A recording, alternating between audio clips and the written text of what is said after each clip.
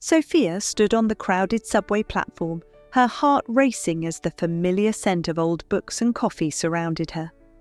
The bustling city of New York was as chaotic as ever, but her mind was far from the noise. Today wasn't just any day. She was going to see Adam again, her first love, the man who had broken her heart years ago. It had been 7 years since they had parted ways, yet the memory of their time together was as vivid as if it had happened yesterday. Back then, they were inseparable. Adam had been everything to her, her best friend, her confidant, her world. They met during their college years, both studying literature at the same university. Their shared passion for books and poetry had sparked a connection that neither of them had expected. Late-night study sessions turned into moonlit walks, and soon they were dreaming of a future together. But life, as it often does, had other plans. Adam received a job offer on the West Coast, one too good to refuse. He had asked Sophia to come with him, to leave behind everything she knew for a new life in California. But she wasn't ready to uproot her entire life. Her family, her friends, her dreams of becoming a writer, all of it was here in New York. They had tried to make it work long distance, but eventually the calls became fewer, the messages less frequent, until one day they simply stopped. It was over, and Sophia had moved on, or at least she had convinced herself she had. Now, 7 years later, Adam was back in New York, and he had reached out to her. The message had been simple. "I'm in town. Can we meet?" Sophia had stared at the text for what felt like hours, her mind a whirlwind of emotions. She had thought about not replying, about letting the past stay in the past. But something inside her stirred. A curiosity, a need for closure, maybe even the hope for something more. And so she agreed. They would meet at the little cafe they used to go to, the one with the mismatched chairs and the smell of freshly baked bread. The subway rattled into the station, pulling Sophia from her thoughts.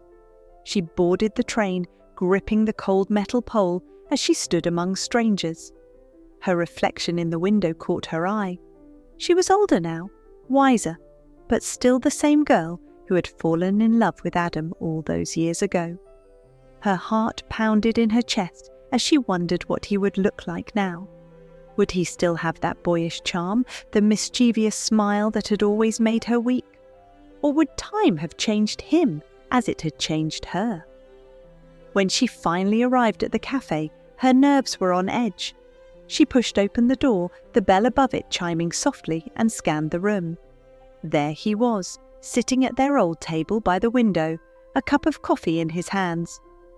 He looked up as the door closed behind her, and for a moment their eyes met. Her breath caught in her throat. He hadn't changed much. His hair was a little shorter, his face a bit more lined, but he was still the Adam she remembered. "Hey," he said, standing up as she approached. His voice was warm, familiar. "Hey," she replied, forcing a smile as she sat down across from him. For a moment, they just stared at each other, unsure of what to say. The silence stretched between them, filled with years of unspoken words. "You look good, Soph," Adam finally said, breaking the tension.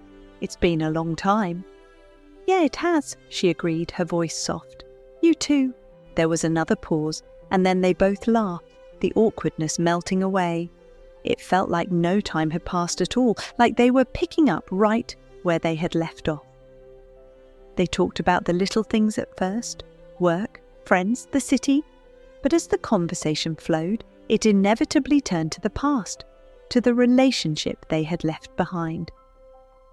"Do you ever wonder what would have happened if I'd stayed?" Adam asked, his eyes searching hers for an answer. Sophia hesitated, her heart aching with the weight of the question. "I think about it sometimes," she admitted. "But we were so young. We had our whole lives ahead of us. I wasn't ready for that kind of decision." "I wasn't either," he confessed, "but I always regretted leaving without you." The vulnerability in his voice caught her off guard. She had spent years telling herself that their breakup had been inevitable, that it was the right thing for both of them. But now, sitting here with him, she wasn't so sure. "I missed you," she said quietly, her eyes dropping to the table. "I missed you too," Adam replied, his voice barely above a whisper. "More than I can even explain."